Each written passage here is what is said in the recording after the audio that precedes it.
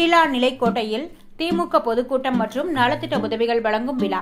புதுக்கோட்டை மாவட்டம் அரிமளம் அருகே கீழா நிலக்கோட்டையில் அரிமளம் திமுக தெற்கு ஒன்றியம் சார்பில் திமுக இளைஞரணி செயலாளரும் தமிழக துணை முதலமைச்சருமான உதயநிதி ஸ்டாலின் பிறந்தநாளை முன்னிட்டு எளியோர் எழுச்சி நாள் பொதுக்கூட்டம் மற்றும் நலத்திட்ட உதவிகள் வழங்கும் விழா நடைபெற்றது. இந்நிகழ்விற்கு தமிழக சட்டத்துறை அமைச்சர் ரகுபதி தலைமை வகித்தார். அரிமளம் திமுக தெற்கு ஒன்றிய செயலாளர் VR இளையராஜா வரவேற்புரை வழங்கினார்.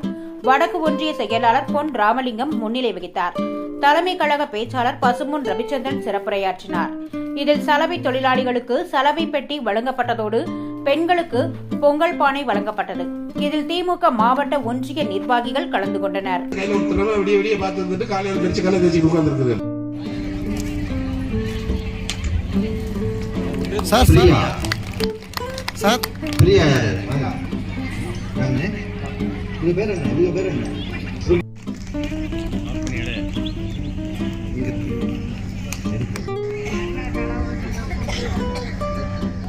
நீங்கள் ஒரு குடும்பத்து வாரிசை சொல்லுகிறீர்களே என்று யாராவது கேட்டால் அவர்களுக்கு நாங்கள் சொல்லுகின்ற பதில் எல்லாம் தளபதி இந்த இயக்கத்தினுடைய இளைஞரணி செயலாளராக துணை முதலமைச்சராக வந்திருக்கிறார் என்று சொன்னால் அதற்கு அடிப்படை காரணம் அவருடைய உழைப்பு.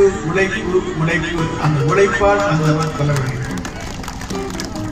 அதே போல 2018 நடைபெற்ற 19 நடைபெற்ற நாடாளுமன்ற தேர்தலிலே அன்றைக்கு 40க்கு 40 என்கின்ற வெற்றி முழக்கத்தோடு தேர்தல் களத்திலே போட்டியிட்ட திராவிட முன்னேற்ற கழக கூட்டணிக்கு 39 இடங்கள் தமிழகத்திலே பாண்டிச்சேரி உட்பட கிடைத்தது என்று சொன்னால் அதற்கு ஒற்றை செங்கலை கையிலே வைத்துக் கொண்டு நடுப்பகல் 12 மணி என்று பாராமல் உச்சி வெயில் என்று பாராமல் தேர்தல் பணியாற்றினாரே உதயநிதி ஸ்டாலின்.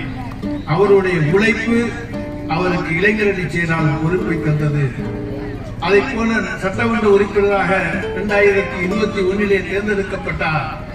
2021 சட்டமன்ற தேர்தலிலே 234 தொகுதிகளிலும் இரவு பகல் பாராமல் சுற்றி சுழன்று தேர்தல் பிரச்சாரம் செய்த ஒரு தலைவர் தமிழக அரசியலில் இருக்கிறார் என்று சொன்னால் அது மாண்புமிகு உதயநிதி ஸ்டாலின் அவர்கள்.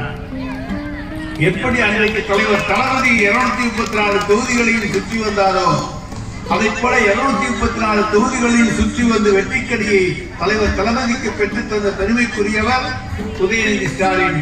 அந்த உழைப்பு அமைச்சர் பதவியை தந்தது. திரும்பவும் நாடாளுமன்ற தேர்தல் 2024 வந்தது.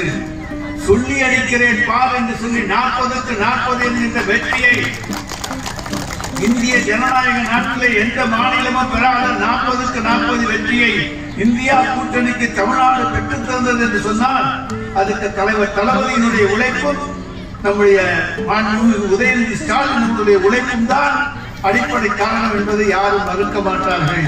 அது அவருக்கு துணை முதலமைச்சர் பொறுப்பை பெற்றுத் தந்தது. எனவே வாழையடி வாழையாக உழைப்பாலே படிப்படியாக முன்னேறிய ஒரு தலைவர் தான் உதயநிதி ஸ்டாலினை தவிர இன்றைக்கு தளபதியினுடைய மகன் என்பதற்காக அவருக்கு இந்த பதவிகள் எல்லாம் வந்துவிடவில்லை என்பதை திராவிட முன்னேற்ற கழகத்திலே அல்ல தமிழகத்திலே இருக்கக்கூடிய மனச்சாட்சி உள்ள யாரும் மறுக்க மாட்டார்கள். ஆனால் பழனிசாமிக்கு மனச்சாட்சி இல்லை.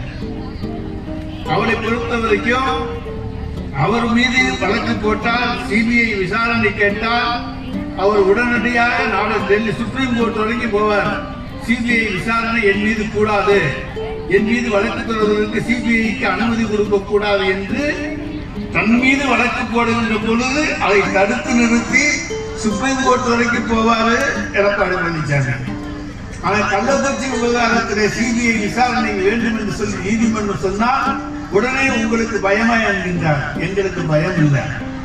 காரணம் கள்ளக்குறிச்சி அந்த சாவு விஷயத்தில அன்றைக்கு பாக்கெட் சாராயம் பாண்டிச்சேரியில் இருந்து வாங்கி கொண்டு வரப்பட்டது என்பதில் இருந்து அந்த மெத்தனால் ஆந்திராவில இருந்து எங்கே இருந்து கிடைத்தது என்பது வரைக்கும் எங்களுடைய சிபிசிஐடி போலீசார் விசாரணை செய்து துப்பு துளைக்க இருக்கிறார்கள். இதற்கான அறிக்கையை நாங்கள் தாக்கல் செய்திருக்கின்றோம். 14 பேர் மீது வழக்கு போட்டிருக்கின்றோம். 17 பேர் மீது குண்டா சட்டத்தின் கீழ் கைது செய்திருக்கின்றோம். 31 பேர் மீது நடவடிக்கை எடுத்திருக்கின்றோம். அது எங்கிருந்து கொண்டு வரப்பட்டது? பாண்டிச்சேரியிலிருந்து. அதுக்கான மெத்தனால் எங்கிருந்து வந்தது? ஆந்திராவில் இருந்து. ஆக இதையெல்லாம் எங்களுடைய சிபிசிஐடி போலீசார் கண்டுபிடித்த பிறகு இனி இதுல என்ன இறுதி விசாரணைக்காக வேண்டி சிபிஐக்கு போகணும். அதைத்தான் நாங்கள் கேட்கின்றோம். இந்த விசாரணையை தடைப்படுத்த வேண்டும், தடுக்க வேண்டும், காலதாமதப்படுத்த வேண்டும் என்பதற்காக இன்றைக்கு சிபிஐ விசாரணை சொல்லி இருக்கிறீர்கள். உடனடியாக நீங்கள் அதை விலக்கிக் கொள்ளுங்கள்.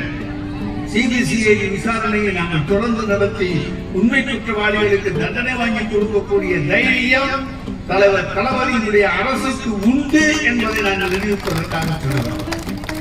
ஏன்னா நாங்கள் விசாரணை முடிச்சிட்டோம். எங்கிருந்து வந்துச்சு, அதுக்கு மெத்தனால் எங்கிருந்து வந்துச்சு, அதை போல அதை யார் யாரெல்லாம் விற்றார்கள், அதற்கு அடிப்படை காரணமாக இருந்தவர்கள் யார்? 14 பேர் கைது செய்யப்படுகிறார்கள், 17 பேர் குண்டாஸ் வழக்கு போடப்படுகிறார்கள். இடைக்கால அறிக்கையை உயர் நீதிமன்றத்திலேயே தாக்கல் செய்துவிட்டோம். அதற்கு பிறகு என்ன சிபிஐ என்பதுதான் எங்களுடைய கேள்வியை தவிர சிபிஐ விசாரணை வேண்டாம் என்பதல்ல. 2 மாநிலங்கள் சம்பந்தப்பட்ட பிரச்சனை என்று நீதிமன்றம் சொல்லுமேயானால் 2 மாநிலங்கள் சம்பந்தப்பட்ட பிரச்சனையை நாங்கள் விசாரித்து முடித்து விட்டோம்.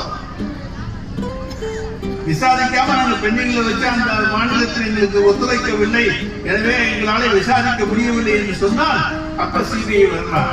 ஆனால் நாங்கள் அந்த மாநிலத்திலே போய் விசாரித்து விசாரணையை முடித்து விட்டோம். முடித்த பிறகு எதுக்கு நீங்க இன்னைக்கு சிபிஐ சொல்றீங்க? காலதாமதப்படுத்த வேண்டும் என்பதற்காக சொல்லப்படுவதுதானே தவிர வேறில்லை என்பதுதான் எங்களுடைய குற்றச்சாட்டு என்பதை நான் இங்கே சொல்லிக்கொள்ள கடமைப்பட்டிருக்கின்றேன். எனவே உச்ச நீதிமன்றத்திலே அதனாலேதான் நாங்கள் மேல்முறையீடு செய்கிறோம். அதில் நிச்சயமாக நல்ல தீர்வை விரைவிலே காண்போம். நம்முடைய சிபிசிஐடி போலீசார் திறமையாக அவர்களுக்கெல்லாம் தண்டனையை வாங்கி தருவார்கள் என்பதிலே யாருக்கு எந்த விதமான சந்தேகம் கிடையாது. ஏனென்று சொன்னால் மாண்புமிகு தமிழ்நாடு முதலமைச்சர் ஒரு குற்றவாளியையும் தப்பிக்க விடமாட்டார். அவர்களை தண்டிப்பது அவர்களுடைய லட்சியம். நிச்சயமாக அதில் நிறைவேற்றுவார். நாங்கள் தப்பு செய்தவங்க யாருக்கும் துணை போக வேண்டிய அவசியம் எங்களுக்கு கிடையாது. ஏனென்றால் எங்களுக்கு மக்கள் நீங்கள் இருக்கிறீர்கள். உங்கள் ஆதரவாலே தான் இந்த ஆட்சி நடக்கிறது. மக்களுக்கான திட்டங்களை தந்திருக்கின்ற தலைவராகத்தான் மாண்புமிகு தமிழ்நாடு முதலமைச்சர் இருக்கிறார். உங்களை நம்பித்தான் இந்த ஆட்சியை தவிர வேறு யாரையும் நம்பி அல்ல இந்த ஆட்சி. எனவே உங்களுக்கான ஆட்சியை நடத்தி கொண்டிருக்கிற மாண்புமிகு தமிழ்நாடு முதலமைச்சர் யாரை கண்டும் கவலைப்பட வேண்டியதில்லை, அச்சப்பட வேண்டியதில்லை. அவருக்கு உறுதுணையாக தமிழ்நாட்டினுடைய பொதுமக்கள் நீங்கள் இருக்கிறீர்கள். அந்த தைரியத்தில் எதையும் செய்யக்கூடிய சாதனை அவருக்கு போதும். எனவே அப்படிப்பட்ட முதலமைச்சரை, துணிச்சல் மிக்க முதலமைச்சரை நாம் தமிழகம் பெற்றிருக்கின்றோம். எனவே அந்த துணிச்சல் மிக்க முதலமைச்சருக்குரிய முதல்வனாகத்தான் நம்முடைய மாண்புமிகு துணை முதலமைச்சர் உதயநிதி ஸ்டாலின் அவர்கள் இன்னைக்கு வந்திருக்கிறார்கள். இவர்கள் இருவரும் சேர்ந்து தமிழகத்தை வளர்ச்சி பாதையிலே கொண்டு சென்றார்கள். ஏழை எளியவர்களுடைய துயரம் தீர்ப்பதுதான் இந்த ஆட்சியுடைய நோக்கம். அதை நாங்கள் நிறைவேற்றுவோம், நிறைவேற்றி காண்பிப்போம் என சொல்லி வாய்ப்புக்கு நன்றி கூறி விடைபெற்றுக் கொள்கின்றேன். நன்றி, வணக்கம்.